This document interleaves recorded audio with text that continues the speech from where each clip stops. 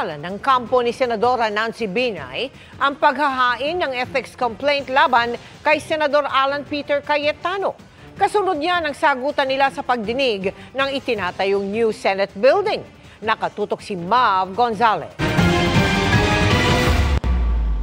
Sasabihin mo sa media, may kilalaman to sa Taguig at Makati. Tapos sasabihin mo, may sumasaksak sa likod mo. Pero sinabi ko ba na Alan Peter Cayetano ang sumasaksak sa akin? Parang, di ba sabi nila yung pag nagre-react ng ganyan, baka guilty. Lourdes ang pangalan mo, hindi Marites. Nakakahiya na.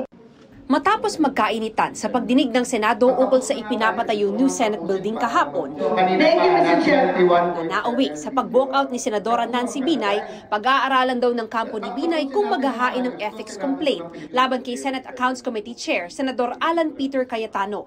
Hindi pa raw nababasa ni Binay ang buong transcript ng pagdinig at pag-aaralan pa ito ng legal team niya. Pero okay na raw si Binay kahit hindi humingi ng dispensa si Cayetano, saan niya ay pambabastos nito sa hearing na hindi raw tamang asal ng isang senador. Sinusubukan pa ng GMA Integrated News na makuha ang panig ni Senador Cayetano.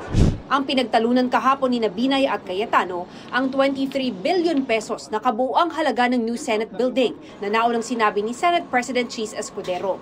Sabi ni Cayetano, galing mismo sa Senate coordinating staff ng mga tauhan dati ni Binay ang halagang 21.7 billion pesos para sa new Senate building.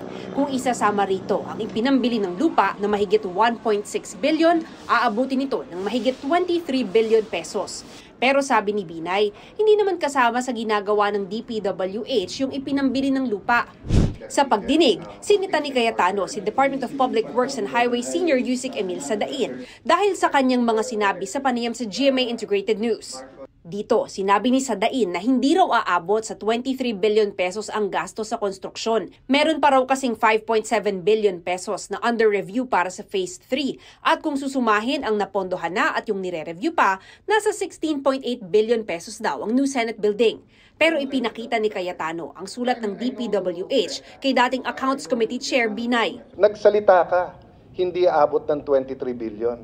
Sa mismong sulat na galing sa inyo, tama yung 23 billion. Ayan po yung sulat. Ayan po, may pirma si at copy furnish po kayo. Ang sinabi nyo 5.7 po, ang propose nyo sa amin, pag bidding 8.5. Pag negotiated, 7.3. So mali ang bigay sa inyo, sir. Mali, Mr. Chair. So I think you an apology naman to the Senate. I stand corrected, Mr. Chair, and we seek apology for that figure. No. On your documentation, there's no such thing as 23 billion for DPWH. So, I think Yusek Sadain, hindi niyo po kailangan mag-apologize. Sa huli, ang sagot ng DPWH, wala talagang 23 billion sa mga dokumento nila. Kahapon, isa sa mga kwestiyon ni Cayetano ang fasad ng new Senate building na hindi pa nasisimulan dahil nasa Phase 3 pa ng construction. Hindi raw ba dapat kasama ito sa shell and core ng building na ginagawa ng Hillmarks Construction Corporation? Lahat ng building may fasad. Ang alam ko sa shell and core nila sinama yan. Hindi nila sinama yan sa fit out. The shell refers to the overall structural frame, including foundation system, exterior walls, floor slab, and roof decks, complete with common areas, staircases, elevator shaft. Facade is the exterior wall. So you mean hindi nyo kinuna ng Hillmarks ng coat for the facade?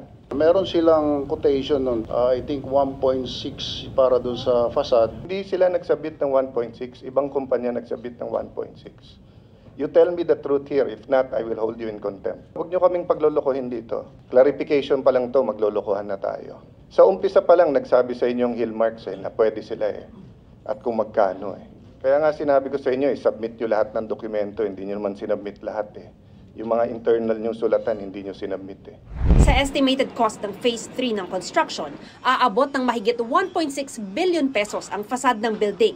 Pero ayon kay Cayetano, may isa pang opsyon na 900 million pesos lang para sa fasad. Wala ako sinasabing anomalya o irregularity dito. Ang sinasabi ko, sabihin nyo sa amin lahat.